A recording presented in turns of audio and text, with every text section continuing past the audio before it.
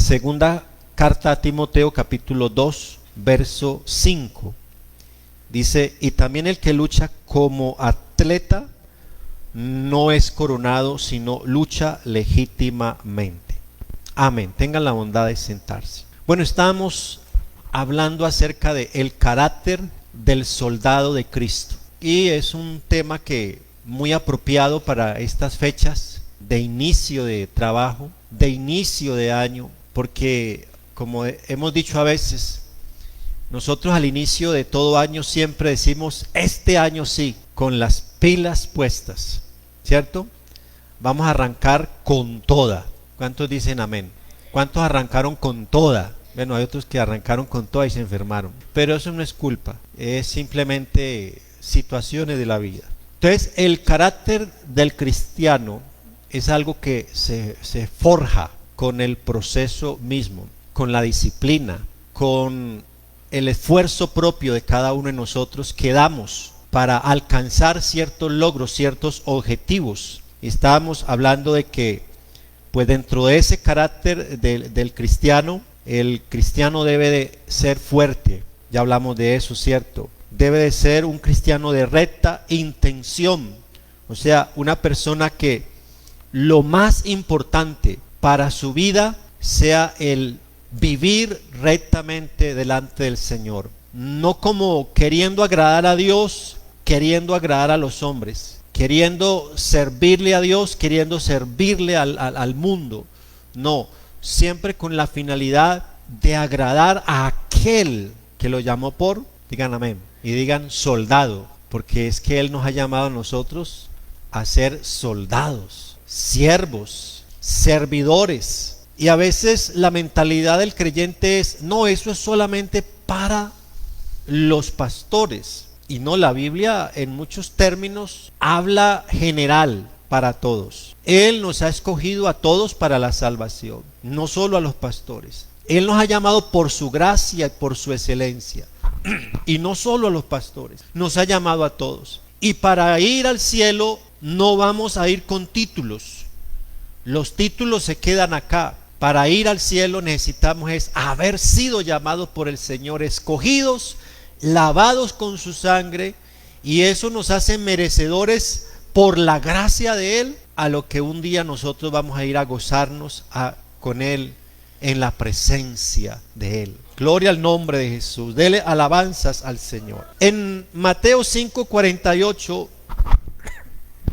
dice: sed pues vosotros perfectos, como vuestro Padre que está en los cielos es perfecto. Otro de esos caracteres que debemos de ir formando a lo largo de la vida cristiana es que debemos de aprender a ser estrictos con nosotros mismos. Esto implica un sometimiento voluntario de cada uno de nosotros a la voluntad de Dios. O sea, decirle: Señor, yo tengo el deseo de ser perfecto, de ser santo, de agradarte, pero voy a poner de mi voluntad, voy a poner un esfuerzo mayor en mi mente, en mis pensamientos, en mi quehacer diario, para yo abrir un espacio, Señor, para yo dedicarle a usted más tiempo, el tiempo que usted se merece. Y eso implica un deseo de cada uno de nosotros a superar miedos y temores al fracaso. Porque muchas veces el cristiano dice: si yo me consagro al Señor, me van a venir pruebas, me van a venir dificultades. Y ese pensamiento no es gratis. A nosotros, muchos de nosotros, nos lo vendieron. Y probablemente no nos lo vendieron, nos lo metieron en la cabeza. Porque yo me acuerdo que recién me convertí al evangelio. Lo que oía decir de muchos es: te van a venir pruebas, te van a venir dificultades. Y si usted se consagra al Señor, aférrese más de Él, porque ahí sí el diablo lo va a zarandear. Entonces uno se va formando la vida cristiana con una cantidad de demonios encima, de pensamientos encima, de temores encima. Y es que si me consagro, el diablo me va a zarandear. Y es que si me meto más en Dios, entonces las pruebas van a ser más difíciles. Y ahí el problema, y ahí el por qué muchos cristianos le temen a consagrar la vida a Dios. Porque piensan que a una mayor consagración mayores van a ser los problemas y las dificultades. Pero eso es una falacia, eso es una mentira, porque hermano, el cristiano, el hijo de Dios consagrado no es hijo de Dios. El hijo de Dios, servidor o no servidor, es un hijo de Dios. No piense que los que formamos parte de la parte administrativa de la iglesia, que tenemos algún cargo en la iglesia, entonces es que a nosotros el diablo nos ataca más. No, a usted también lo puede atacar, porque el diablo no está a la casa del directivo, no está a la casa del presidente de los jóvenes, de las Dorcas, del líder de la alabanza, no está a la casa de títulos. El diablo está a la casa de la preciosa alma que usted y yo tenemos. Él está a la casa de lo que usted y yo somos y valemos la sangre de Jesucristo. Tenemos ese valor agregado a nuestra vida, y es que Él a cada uno de nosotros nos ha hecho de gran valor. ¿Y sabe por qué? Porque Él ha depositado en nosotros algo de mucho valor. ¿Qué es eso de gran valor? Que el Señor ha depositado en nosotros, hermano, esta salvación tan grande, guardada en vasos de barro, dice la Biblia, para que la excelencia del poder sea de Dios y no de nosotros. Para que nadie se jacte en su presencia, para que nadie diga, es que yo, vea, llevo 40 años en el evangelio. ¿Por qué? ¿Qué has hecho? No, es que mejor dicho, yo me las aprendí ya a conocer todas. Usted no ha escuchado por ahí de pronto en sus años que lleva en la iglesia algún fafarachoso de esos que dice, es que yo llevo tantos años en la iglesia, pero yo he aprendido a esquivarle al diablo por todo lado por donde él me ataca. Y parece que como que es por esa sutileza que maneja ese creyente, por esa sabiduría, entre comillas, que maneja ese creyente, por esa prudencia que maneja ese creyente, por ese conocimiento que maneja ese creyente, que entonces ha aprendido a sortear los obstáculos. ¿Y dónde queda entonces la gloria de Dios? Si es que a los más grandes, a los más fuertes han sido derribados. Pero hermanos, los que nos hemos humillado en la presencia del Señor, hemos sido levantados por Él. Porque Él levanta al pobre del polvo, al menesteroso lo alza del muladar, para hacerlo sentar con los príncipes de su pueblo. Dele alabanzas a Él. Entonces no se trata de mi superfuerza, de mi supersabiduría. Se trata de que Él es el que nos guarda a cada uno de nosotros. Gloria al nombre de Jesús. La exigencia de la perfección no es un estándar inalcanzable, sino un llamado a la madurez espiritual.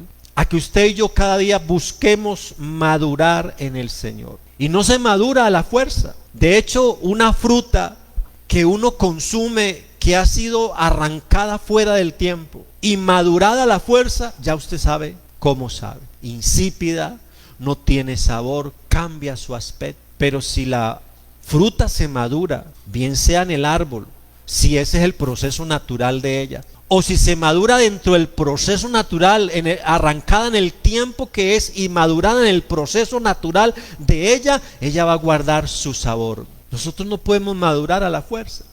Y no podemos exigirle al cristiano recién convertido que sea como usted, que ore como usted, que cante como usted, que predique como usted.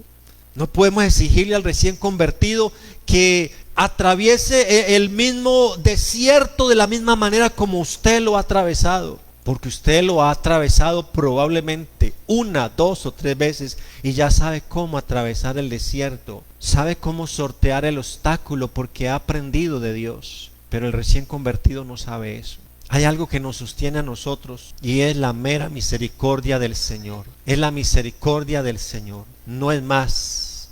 No se alabe el rico en su sabiduría, en su riqueza, perdón. No se alabe el sabio en su sabiduría, pero dice, alabes en esto el que se hubiere de alabar, en entenderme y conocerme que yo soy Dios. Entonces, un carácter que debe formar el soldado de Cristo es ese, aprender a ser estricto, pero tan estricto que diga, es que yo no me puedo dejar ni asentar una mosca negra, es que yo no puedo mirar para allá ni para acá, sino es estricto en el sentido de una fuerza de voluntad propia que lo lleve a someterse a Dios, porque ahí es donde está el secreto. El secreto del cristiano está en aprender a someterse a Dios. Y probablemente uno no entienda eso hasta que no aplica las cosas, hasta que no vive las experiencias. Porque uno en ocasiones dice, sí, yo me he sometido a Dios, pero las cosas no me funcionan.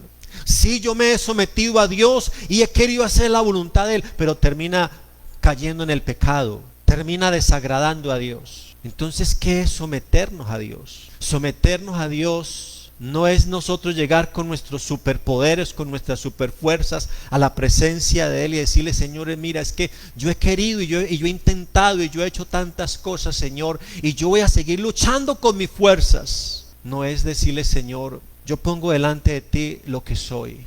Yo pongo delante de tu presencia lo que tengo, porque no vale para nada. Yo quiero confiar eso en usted. Yo quiero, Señor, humillarme delante de usted y someterme a usted como dueño de la autoridad, dueño del poder, para que usted tome control absoluto sobre mi vida, sobre mi mente, sobre mis pensamientos, sobre mi corazón. Tome control absoluto de todo, Señor, para que mis pasos sean dirigidos por usted. Y cuando usted esté frente a la dificultad, cuando usted esté frente a la tentación, de allá adentro, a usted le van a salir unos superpoderes que usted no va a saber ni cómo, pero le van a salir unos superpoderes en los que usted va a sentir odio o desprecio o fastidio al pecado, en el que usted va a sentir más bien la necesidad de correr si le toca, pero usted dice, ¿cómo pecaré contra el Señor? ¿Cómo desagradaré al Señor? Ahí saldrá la fuerza, ahí saldrá el poder de Dios a actuar sobre su vida.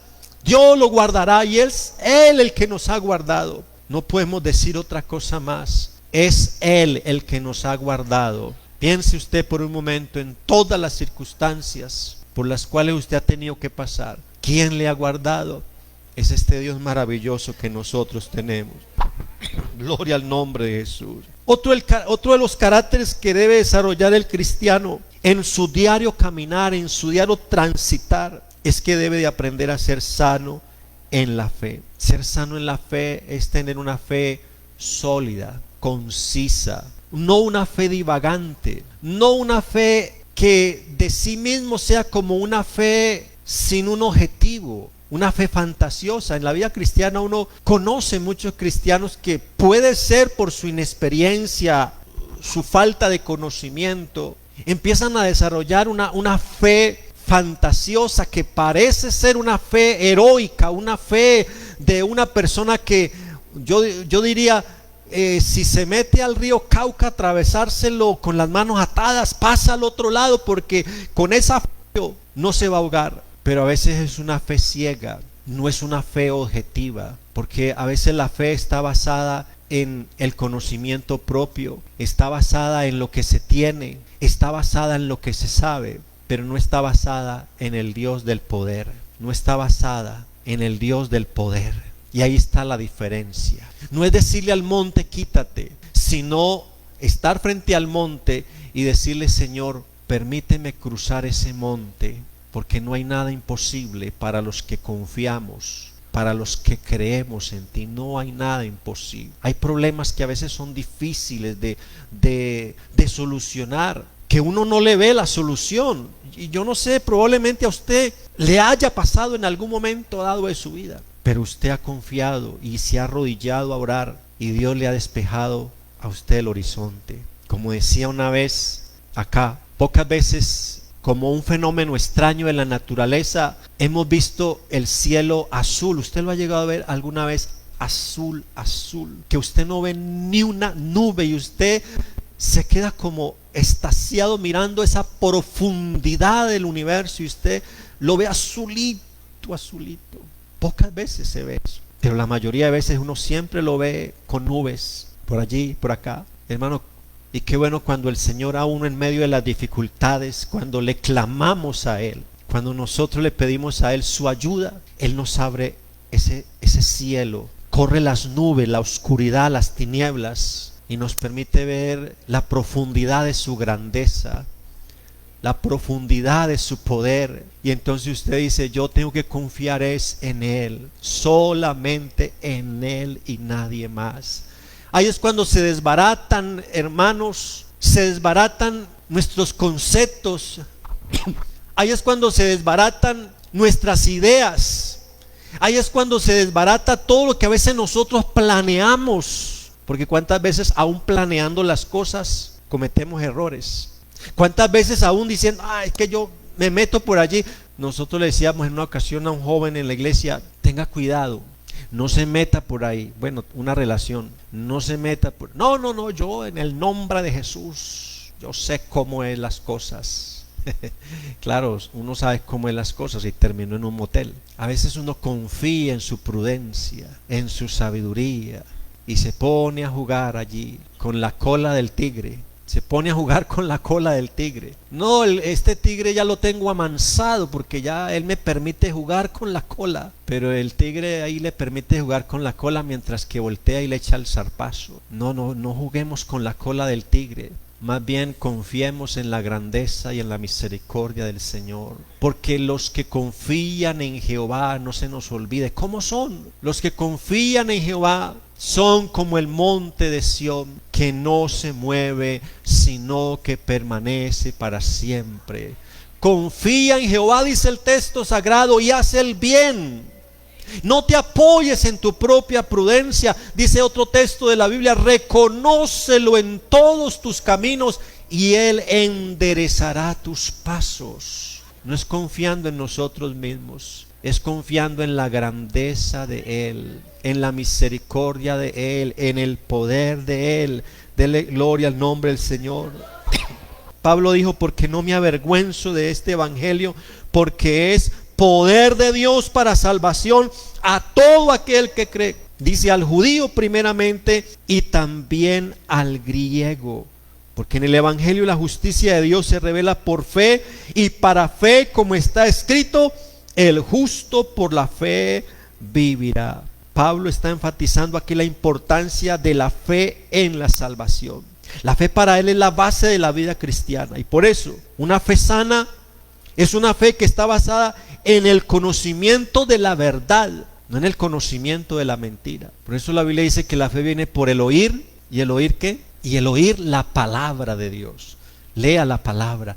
La palabra es la que nos produce fe a nosotros. Una fe sana es una fe sólida y firme, que ha aprendido a pesar de las pruebas y las dificultades a confiar en la grandeza de Dios.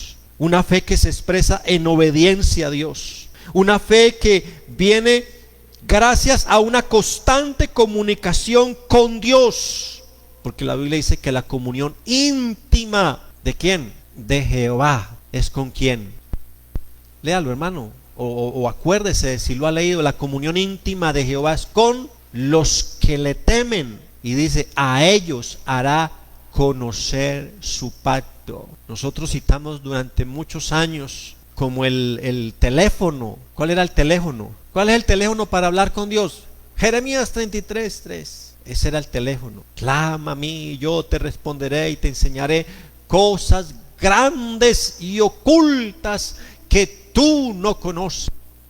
Pero a veces el énfasis era solamente lo oculto. Yo quiero conocer lo oculto. Y entonces citamos Jeremías 33:3. Esa es la fórmula. Clama a mí y yo te responderé y te enseñaré cosas grandes y ocultas que tú no conoces. Claro, está la provisión de Dios, que cuando nosotros le clamamos a Él, Él nos puede llevar a una dimensión de entendimiento para comprender cosas que nosotros probablemente no entendemos, no las comprendemos. Pero el énfasis no es el conocimiento del oculto, sino que el énfasis del texto bíblico es la enseñanza de que usted y yo debemos clamar a Dios. Y ese clamor no es solamente una oración de un minuto. ese clamor es un ruego profundo del corazón.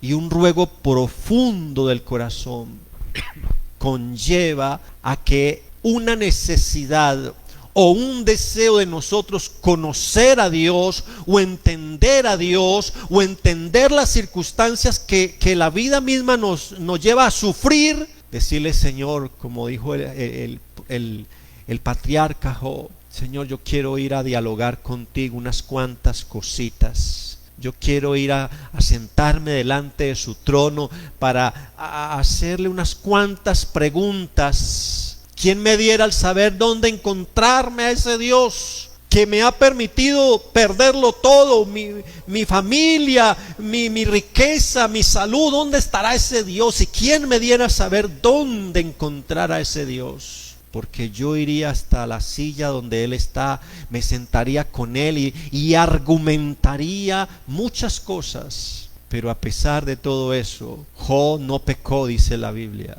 Job no pecó y terminó diciendo: Señor, yo de oídas te había oído. Probablemente nosotros llevemos muchos años escuchando del Evangelio y probablemente podríamos decir: ¿qué hemos entendido nosotros de este Evangelio? Si cada vez que nosotros leemos la palabra, cada vez que nosotros escuchamos la palabra de Dios, Dios nos da otro entendimiento, y a veces nosotros decimos: no entendemos nada realmente, porque Dios es eterno, Dios es lleno de cosas maravillosas para nosotros. Todos los días podemos encontrar en Él cosas maravillosas.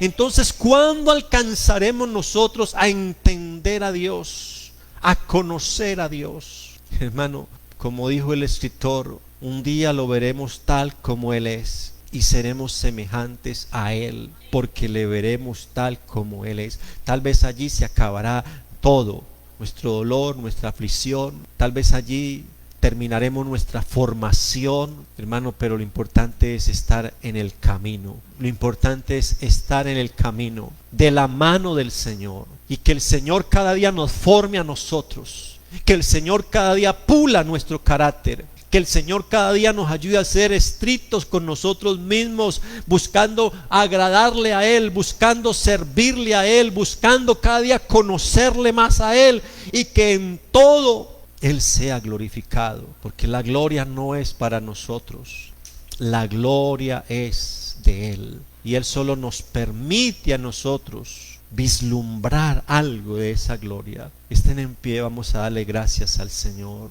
porque hermano, el Señor es bueno. El Señor es bueno para con cada uno de nosotros. Oh, aleluya, aleluya. Que tu carácter sea formado en la presencia del Señor. Eso es lo más importante. Que nuestro carácter como hijos de Dios pueda ser formado en el día a día, en la búsqueda de Él, de su presencia, de su poder, de su gracia. Porque hermanos, este pobre clamó, dice el texto bíblico, y lo oyó Jehová y lo libró, dice, de todos sus temores. Yo no sé cuántos sean sus temores, sus debilidades, pero usted puede decirle: Señor, aquí están mis temores, acá están, Señor, mis temores, aquí están, Señor, mis angustias, mis problemas, y los quiero colocar delante de tu presencia. Levanta tus manos al Señor. Padre celestial,